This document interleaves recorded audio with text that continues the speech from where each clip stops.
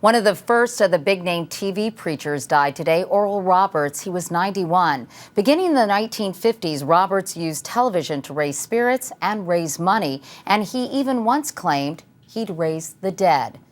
Teague now with the Oral Roberts story. Out of that barren ground. Oral Roberts was considered the father of televangelists, among the first preachers to take religious revivals from tents to television, establishing a multi-million-dollar ministry that reached around the world. My soul's at stake. I may lose my soul.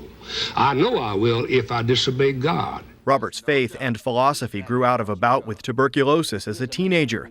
He said God cured him and gave him healing powers of his own. Through his ministry, he brought charismatic Christianity into the mainstream, the belief that God bestows his powers on man, including healing. What God wants is people with faith.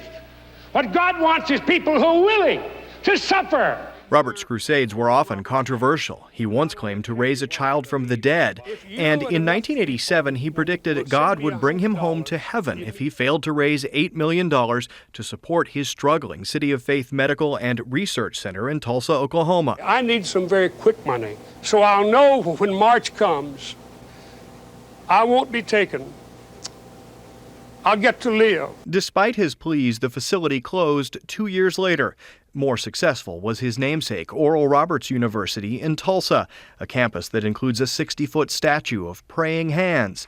The campus was rocked by controversy in 2007 when his son, then university president Richard Roberts, was accused of lavish spending. It is about intimidation, blackmail, and extortion.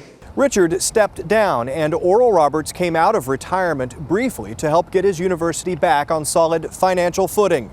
Tonight, millions touched by Oral Roberts and his message are mourning his loss. Teague, CBS News, Dallas.